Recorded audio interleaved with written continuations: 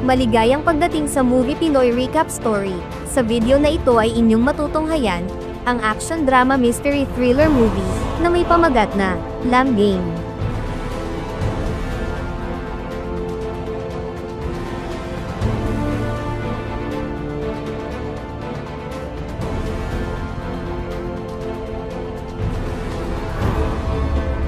Nagsisimula ang lahat sa babaeng guro ng isang pribadong paaralan ng sports na archery na nagngangalang Shirley. Siya ay nakatakdang ikasal sa ilang taon na niyang nobyo na si June.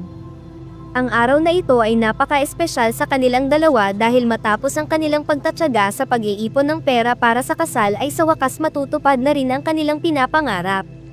Kasabay nito sa hindi kalayo ang lugar, may nagaganap na kaliwat kanang serye ng magkakasunod na pangluloob sa bangko at tindahan ng mga ginto. Ang mga sangkot sa nasabing nakawan ay makikita na lang na nagtungo sa kaparehong establishmento kung saan ginaganap ang reception ng natapos na kasal. Nakuha pang bumati ng isa sa mga ito kay Shirley bago dumiretso sa pribadong kwarto na inupahan ng iba pa nilang kagrupo. Wala silang kaalam-alam na habang nagsasaya sila ay nagkakaroon na pala ng tensyon sa kabilang kwarto dahil hindi sila magkasundo kung paano paghahatian ang mga milyong pera at alahas na kanilang mga nakulimbat. Nang magsumbong sa mga pulis ang isang trabahador ng establishmento dahil sa mga kakaibang narinig nito sa loob ng kwarto ay agad silang lumipat at nagpanggap ng mga panauhin sa nasabing kasal. Nang dumating ang mga pulis, agad silang pinagsuspetsyahan, kaya ang leader na nagngangalang Ricky ay nagpasimulang magpaputok.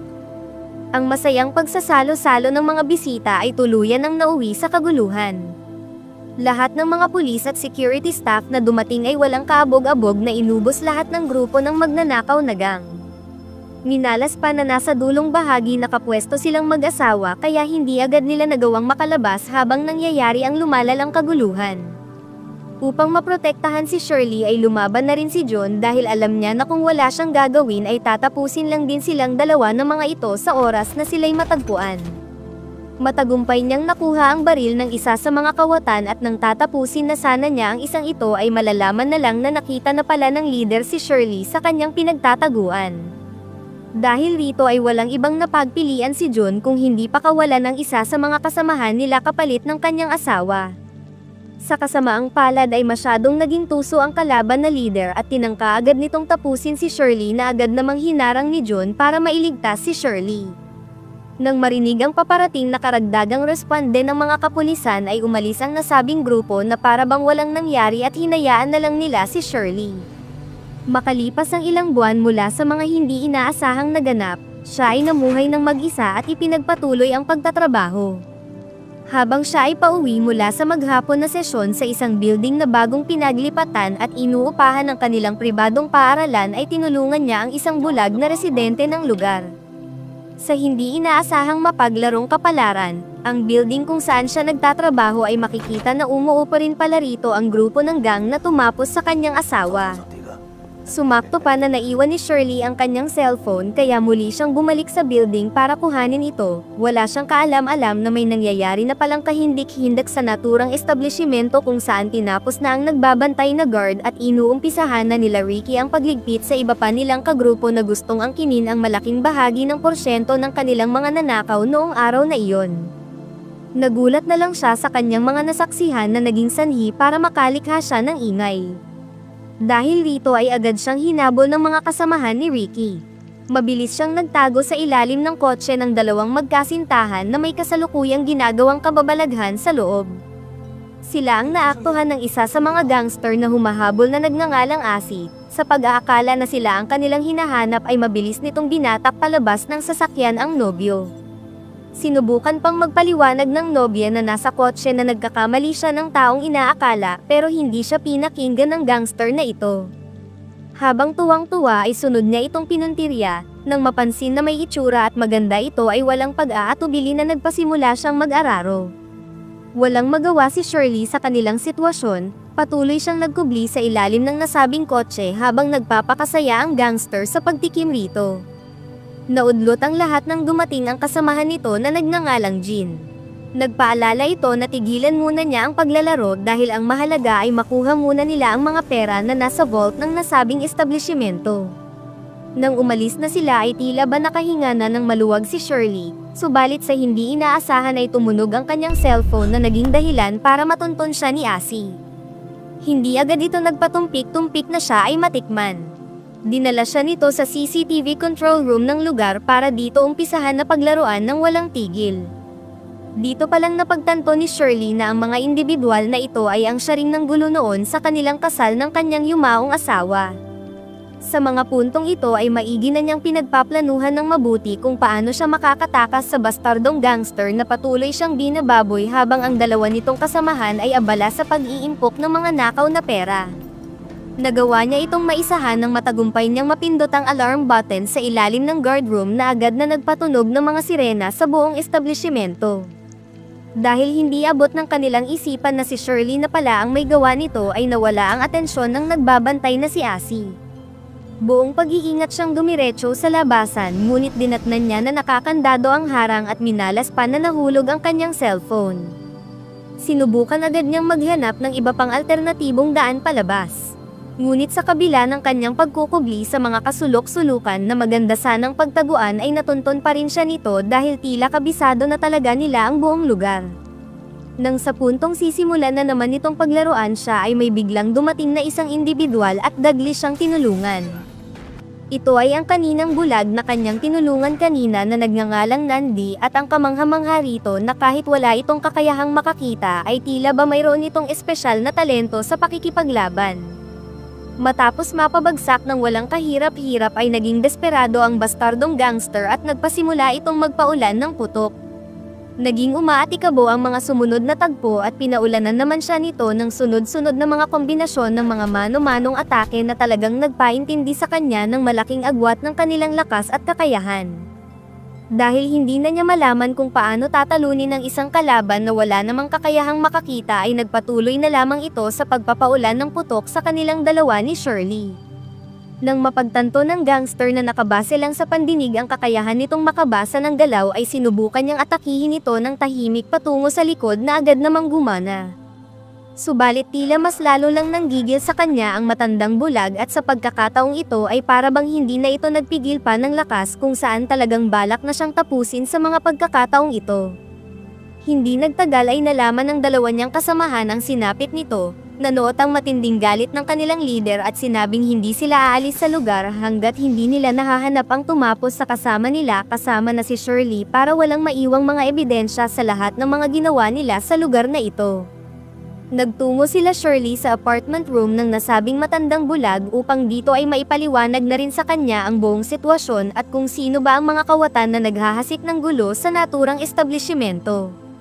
Dahil nahaharangan ng dumaraan na malakas na bagyo sa labas ang ingay na nagmumula sa loob ay napag-isipan nila na lumikha ng isang maliit na sunog nang upang sa gayon ay maalarma ang mga otoridad na may nangyayari na sa building. Dahil sa pagtunog ng fire alarm ay napasugod ang ilang kapulisan para tignan ang building. Gumana ang plano subalit nang lalabas na sana sila ay mabilis silang hinerangan ng isa sa mga gangster. Makikita na nagpanggap si Ricky na siya ang security guard ng nasabing lugar. Pilit na pinauna ni Nandi si Shirley para humingi ng tulong sa mga pulis na dumating subalit hindi agad pumayag ang gangster na siya ay makatakbo paalis. Mabilis itong sumunggab sa kanya na maagap na nakaakma pa na siya ay tapusin. Sa kabutihang palad ay mabilis namang nakasaklolo ang matanda. Nagkaroon sila ng rumaragasang bakbakan kung saan naging napakahigpit ng kanilang matinding sagupaan dahil hindi makakaila na mas may utak ang isang ito kaysa sa kaninang una niyang nakaharap. Nagpatuloy sa pag-iinspeksyon ang mga pulis, nagpalusot ang lider ng kawatan na nagluluto lang siya sa loob ng opisina kaya tumunog ang mga fire alarm. Bagamat tinanggap nila ang kanyang dahilan ay napagdesisyonan pa rin nilang magsagawa pa ng ilang pag-iinspeksyon. Habang nangyayari ang patuloy na bakbakan ay pumasok sila sa opisina ng gwardya. Dito na unti-unting natatalo si Nandi, bagamat nakakatama pa siya sa mga atake na kanyang pinapakawalan ay makikita na lang na tila babaliwala lang ang lahat ng ito kay Jean. Sinubukan pang tumulong ni Shirley ngunit bago pa man niya ito maasinta ay mabilis lang siyang napigilan. Sa paglipas ng bawat segundo ay naging napakakomplikado para sa kanila dahil tila malapit nang matapos sa pag-iinspeksyon ang mga pulis at napapaniwala ang mga ito na walang nangyayaring kung ano sa nasabing lugar. Nang makakuha ng magandang tiyempo sa tulong ng matanda ay nagpasimula agad siya ng mabilis na pagtakbo patungo sa dumating na mga pulis para humingi agad ng saklolo. Ngunit sa kamalas-malasang pagkakataon dahil sa ingay ng mga kulog at kidlat sa labas ay hindi siya narinig ng mga ito at tuluyan ng nakaalis. Sumakto pa nakasabay nito ay tuluyan ng natalo si Nandi sa kanilang matinding laban. Bumagsak ito mula sa itaas. Bago tuluyang bawian ay hiniling nito kay Shirley na siya na ang bahala na gumanti para sa kanyang anak, mapag-aalaman na siya ang ama ng pulis na unang tinapos ng gang noong araw ng kanilang kasal. Lumalabas na ito pala ang rason kung bakit sa una pa lang ay taos-puso na siyang tinulungan nito laban sa nasabing mga individual kahit pa ang nakataya ay ang kanyang sarili.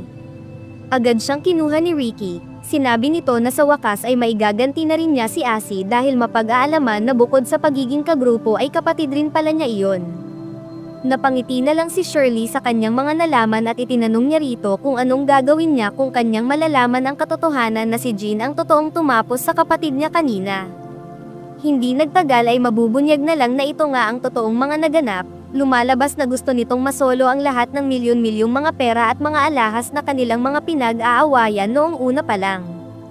Sa gitna ng pag-aaway ng dalawang bastardong ito ay hindi na pinalagpas ni Shirley ang napakagandang oportunidad na makapaghiganti sa lahat ng mga taong nadamay sa kanilang pagiging ganid sa yaman at pera. Tila mga baliw niyang mas lalong pinag-away silang dalawa sa pamamagitan ng pagbibigay ng impormasyon sa bawat isa patungkol sa kanilang mga posisyon. Hindi makapaniwala si Ricky na magagawa ito ng tinuring niyang tapat na kasamahan sa kanilang binuong gang. Talagang walang gustong sumuko sa kanila at hangad nila na tapusin ang isa't isa para sa mga pansarili nilang makasariling layunin at pagkauhaw sa pera ng sobra-sobra. Ang sitwasyong ito ay naging napakagandang pabor para kay Shirley. Makikita na lang na ibang-iba na ito kaysa sa kanina na sobrang takot na takot.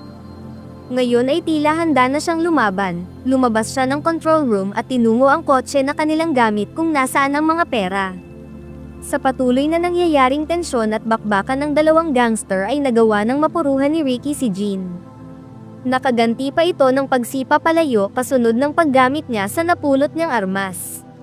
Napakaripas ng takbo si Jean patungo sa entrada, subalit malalaman na lang niya na nilagyan ito ng pangalawang kandado ni Shirley na pakahulugan lamang na ayaw nitong makaalis sila sa lugar hanggat hindi niya naisa sa katuparan ang kanyang paghihiganti.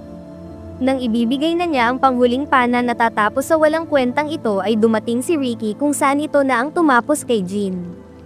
Ngayon ay si Shirley naman ang sunod na hinabol. Hindi siya tinigilan nito at talagang kahit saan tumakbo ay pilit pa rin itong humahabol na gusto talaga siyang tapusin ora mismo. Hindi nagpasindak si Shirley bagkus ay sinurpresa niya pa si Ricky ng isang nakahandang plano kung saan pinasabog nito ang kotse nila kung saan nakalagay ang limpak-limpak na halaga ng kanilang mga ninakaw. Sa isang iglap lang ay parang mga bula na naglaho ang lahat ng mga milyong pera na abot kamay na sanang may tatakas nito paalis. Siniwerte pa ang leader na hindi siya napuruhan sa nangyaring pagsabog kaya muli na naman itong hinabol si Shirley. Sa pagkakataon na ito ay nagawa niyang makorner si Shirley, pero salungat sa kanyang inaakala na magagawa na niya itong tapusin ay nagkakamali siya dahil parte pala itong lahat ng plano ng minaliit niya. Narinig na lang niya ang mga sirena ng sasakyan ng mga pulis, dahil rito ay agad na nagmadaling sumakay si Ricky sa isa pang kotse.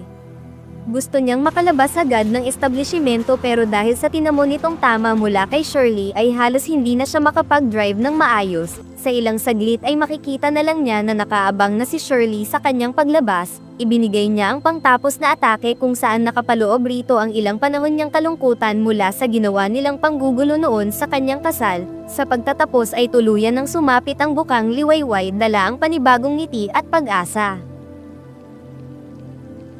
Special shoutout sa Daragosa and Vistar family from Davao City, kay Von Ryan Lubero, kay Abigail Alonso from Lebanon, kay Rodel from Pagbilao, Quezon, kay Wong Joel from Jensan, sa Grancho family from Davao City, kay Ephraim Ardona, at kay Bogard Kaingin. Maraming salamat po sa inyong pagsubaybay sa ating mga kwento.